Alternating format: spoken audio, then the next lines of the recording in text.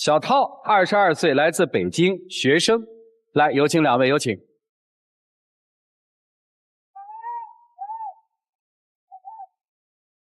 欢迎两位哈，大学同学，对吧？对。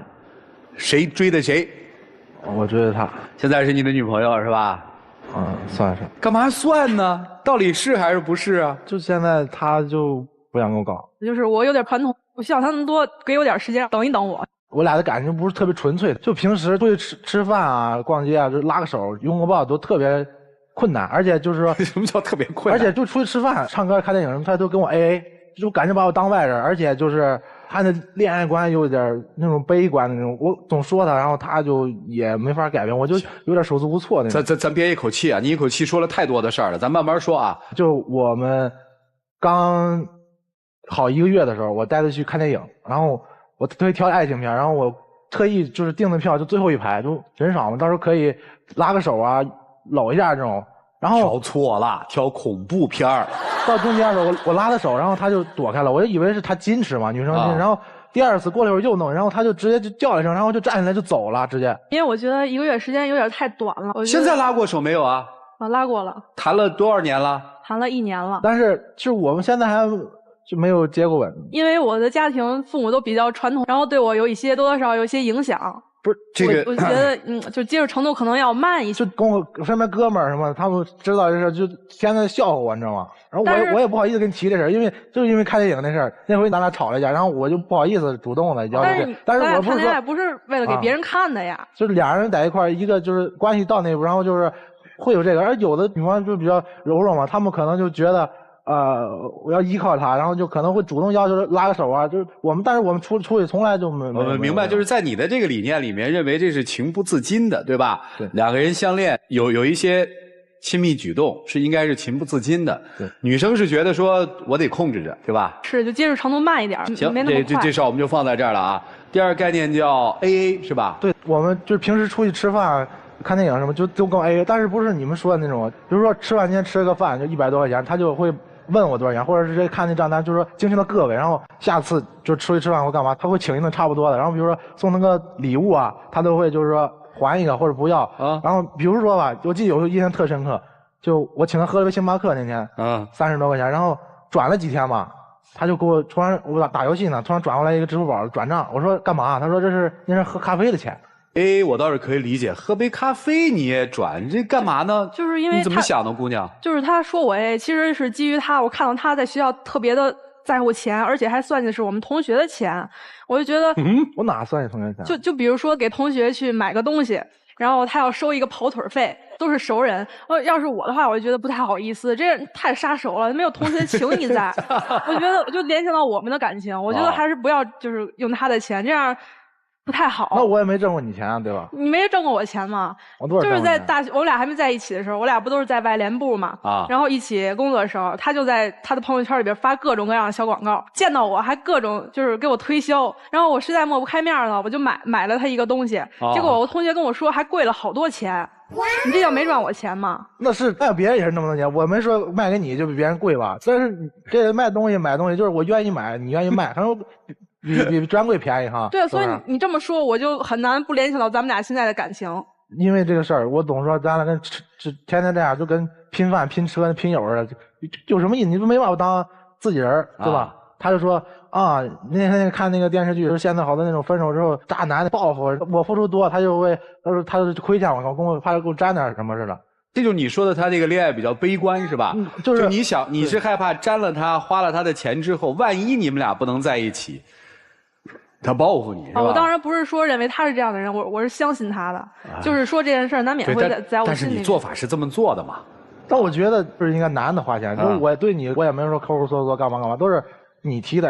咱们中国传统就是男的应该多花钱，而且就算咱分手，我也不是说送什么贵东西要回来，或者是我背后说你什么什么，对吧？但是有一点其实挺好的，说明姑娘第一是清醒，第二还是挺独立的。你应该高兴啊，找到这么一个女朋友，挺开心的呀。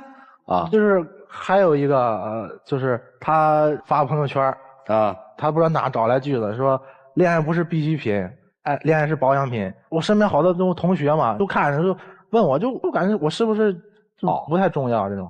我觉得你只是主观臆断，我其实不是这么想。我觉得两个人在一起可以干一些很有意义的事情，互相让自己变得更好，然后再去经营爱情。我没有你想的那样是消极的。你喜欢他吗？啊，喜欢。真喜欢他吗？真喜欢。哦，那喜欢这小伙子什么呢？喜欢他坦诚、有责任心啊，然后善良，有孝心。哦，这有孝心你是怎么看出来的？就是我们俩平时在一起不是有兼职嘛，然后兼完职之后，他都会给他爸爸妈妈买一些礼物，一些保养品，评价不低耶，很高哎。说孝心，我想起来一事，今年国庆的时候，他把我领家去了，都带回家了。对他，哎呦，你们家那按你那个传统的说法，这就算正经的准姑爷了哈。对，就是他欺负他我俩都一块吃饭，吃完饭之后，那回就不高冷了，头一回还主动牵我手，还给我夹菜，给我什么给我披衣服什么的啊。然后他妈妈就对我感觉还不错吧，然后给我一红包，走之前就里边2000块钱。可是回学校之后转过天了，他就把那要走了。对，因为我之前看了他对金钱上特别计较嘛，我觉得咱俩还是金钱独立一点比较好。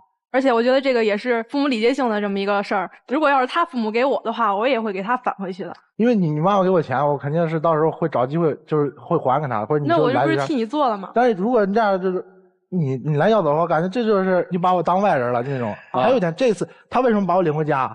不是他觉得行了，是他妈妈从小就是给他说，就男人就不太靠谱，不太相信那种。然后我俩搞对象之后，他妈妈知道就天天问东问西的，然后总问，然后他就不耐烦了。他妈妈叫他把我领回家，他回家之前就教我好多东西，说怎么有礼节，然后他还就是一点不高冷，表现出来，就是其实带回家就是为了给他妈妈看。爸爸呢？爸爸也在旁边看。我一直说妈妈没说爸爸，所以我问一句，就是我妈妈可能会比较在意我们俩这个关系吧，她可能会担心一些。看完之后觉得没问题是吧？是的，但是我觉得不是像她那么说的。我妈妈其实平常没有像她说的那么恐怖，就说那么极端，说男生都不是好人，这是她自己想的。行，所以你的感觉是她太冷了是吧？对，高冷那种，就是我感觉不到那种爱，对我感觉就是一个备胎的感觉。备胎。不是备胎，但是你心里是喜欢他的。对，可能是我的性格让他觉得我有些不太喜欢他了。那今天你来干嘛呀？今天他要来。那你为啥陪着他来啊？因为我想陪着他一起解决这个问题。你想咋解决啊？你的观念已经都根深蒂固了。就是我愿意为他做出改变，但是我希望他能给我一些时间等一等我，但是我感觉他好像不愿意等我那种感觉。都就是有点接受不了。我听明白了啊，就是有可能我们这节目成为你初吻的地方是吧？不，什么？就有可能我们这个节目成为你初吻的地方是吧？我们听听老师们的意见，一起进入丘比特问卷。我跟你讲啊，小涛，就是我们大多数的女生，一般来讲前3个月就是热恋期，我们会深情的凝视我们对方的那个爱人。就那眼睛恨不得就看他，然后就拔不出来了。爱情最初是有激情的，但是我在你们2个人身上这段爱情当中，我们看不到任何的激情。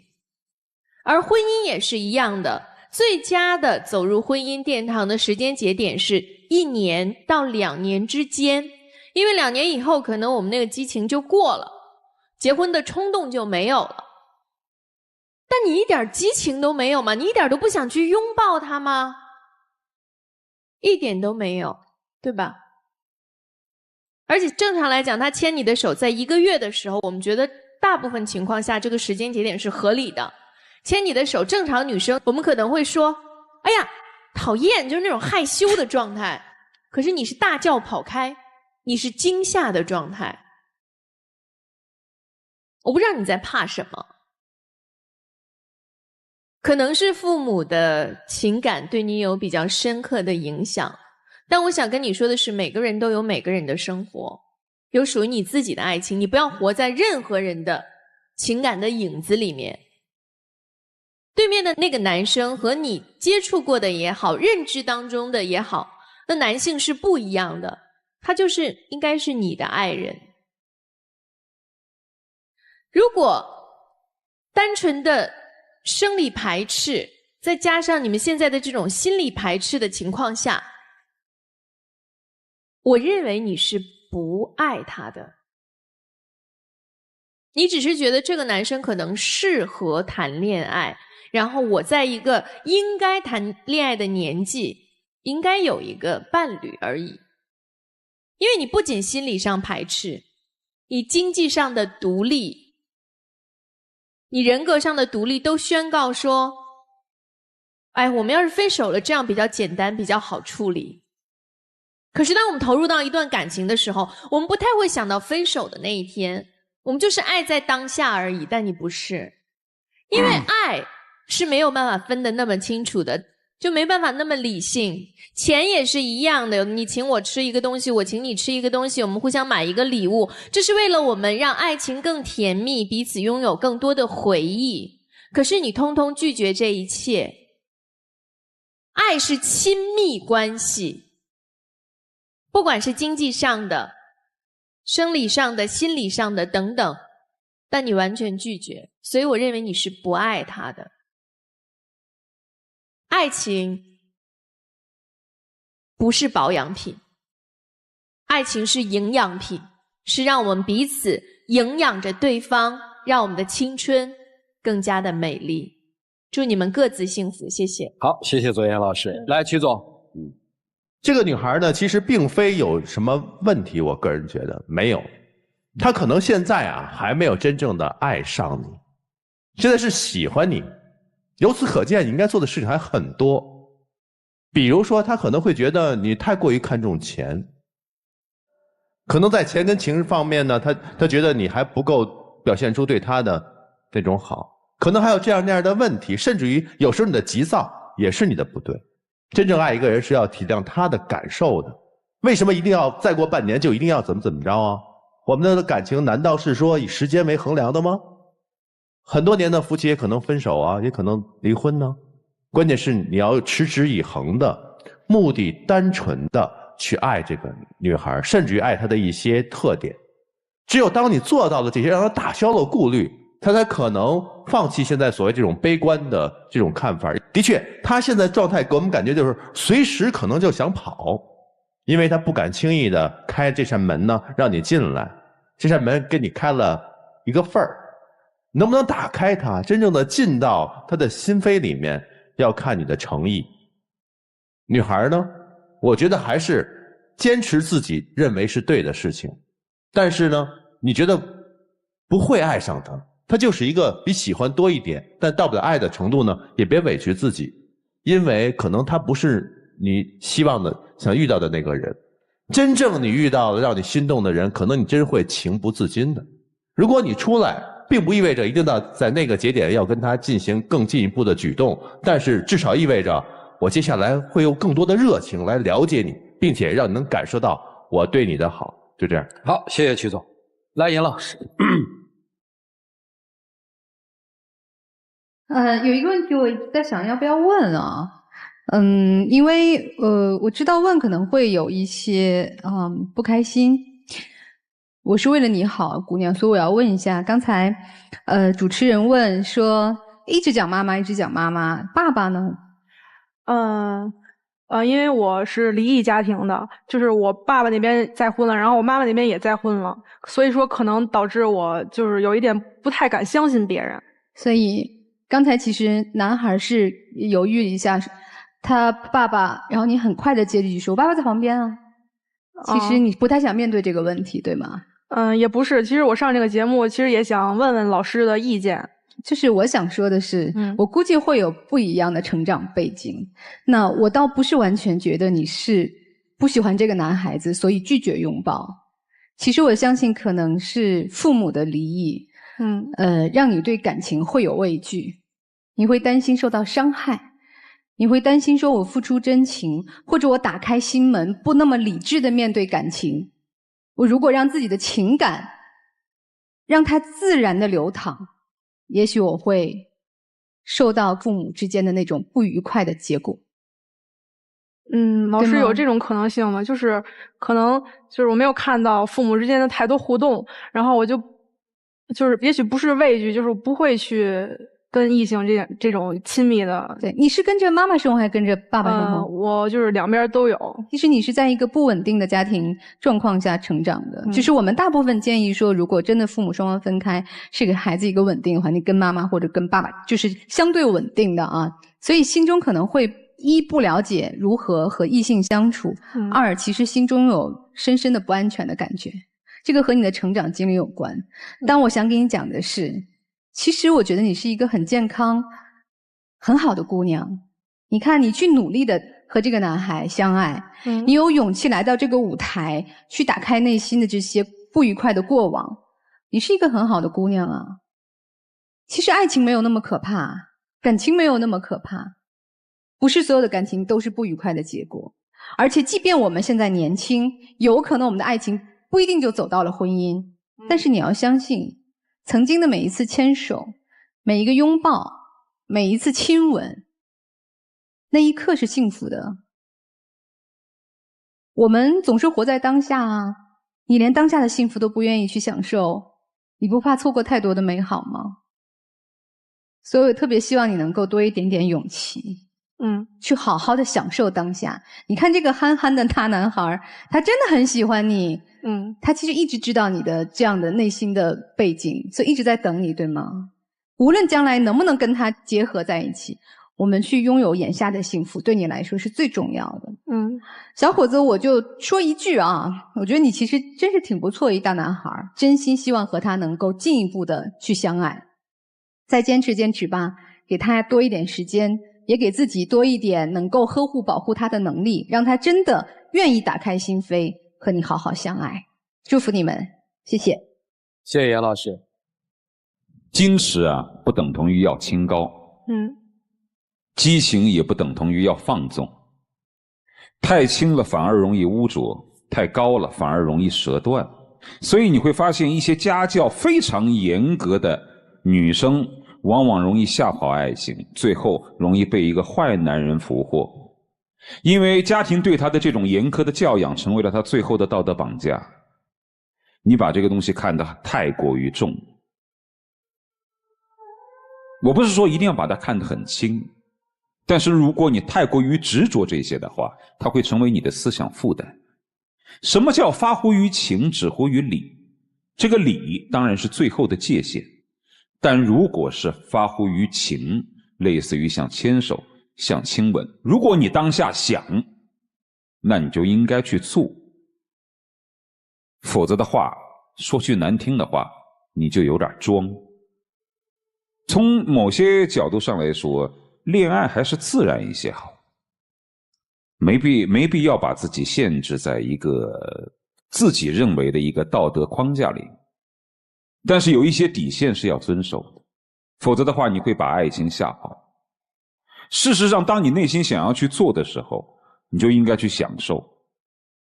而至于那些在金钱上是否应该清清楚楚的问题，我很赞同。还有一些女生恨不得有钱就用，有礼物就收，比起来你是相对于独立的。但是从某个角度上来说，如果他送一件礼物给你，你没有必要把钱还给他，你可以送一样其他的礼物给他嘛。其实你有没有发现，当两个深爱在一起的人的时候，他们俩之间所有做出来的举动，就是想让你欠我点什么，或者想让我欠你点什么，以这种互相成为债权人的方式来联系我们彼此，来延续彼此的情感。怕就怕你也不欠我，我也不欠你，那到了最后反而是干干净净。所以从某种条件下来说，我是赞同左岩的意见的，你至少没有那么爱。我们如果深爱一个人的话，我们就恨不得能为他做点什么。但是如果我们总是时时刻刻在芥蒂说分了手以后该怎么办，结婚的时候就在想离婚的时候能不能分得干净，财产好不好分割，时时刻刻处于防御状态，这跟我开始所说的矜持和清高那又是另外一个意思。而你总是在盘算着失败以后怎么办，这不好。所以你好好的想想，你对他到底是怎样一种情感。至于男生，你还算是有点性子，还算是比较君子，但是再怎样的君子到了最后也会被逼疯的。所以就看你自己的耐心怎么样。如果你有耐心，就能走进他的内心深处；如果你没有耐心，也千万不要做强人所难的越轨之举，好吗？就这样。好，谢谢涂老师。我觉得不要有什么标签啊，就是这样就是爱，那样就是不爱。谈恋爱没有标准的，因为你谈恋爱的人和对象是不一样的，所以他心里有他的尺度，就是在试探和了解的过程中完成的，这就是恋爱嘛，才美好。把所有理论的乱七八糟全抛开，问直觉。因为其实你们的直觉已经告诉你们了，这个人是不是你想要的。接下来一起进入那几天喝古方红糖真情60秒。我想对你说一句话之前，就是来之前就想好，想对你说就不谈这段感情。如果就以后你对同事啊，或者是别人啊，都是交往的时候，不要就像刺猬一样，就把自己套在里面，你就是要敞开心跟人家心与心的交流啊。我想这样对你好，可能因为有些事情可能会错过很多机会。其实我觉得我没有像你说的那样，就是跟别人接触像刺猬一样，只不过是你觉得我跟你亲密接触的时候有点接触程度慢，你就主观的那么去想。还有就是我觉得我可以为你做出一些改变，但是只是你现在不愿意给我时间了，你不愿意等我了，我希望你能多一点时间给我。就这样。请亮灯啊！回去吧，还是那句话，在门里面的时候问问直觉。谢谢你们，庆辉啊！来，请关门，他们自己的选择吧，请开门。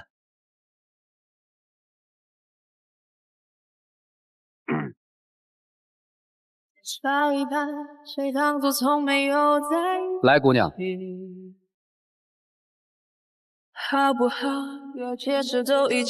就是我觉得他应该会留下来等我，但是他没有等我。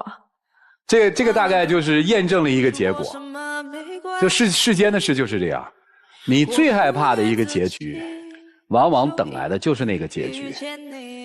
所以我说，其实在爱情当中，当下一段真的开始的时候啊，相信自己的直觉，不要那么冷静，保护好自己是一个底线，但是也不需要那么冷静，因为当你真的理性谈恋爱的时候，你发现那好像已经不是爱情了，那是一道算术题，而且你永远解不开。谢谢你，秦辉啊。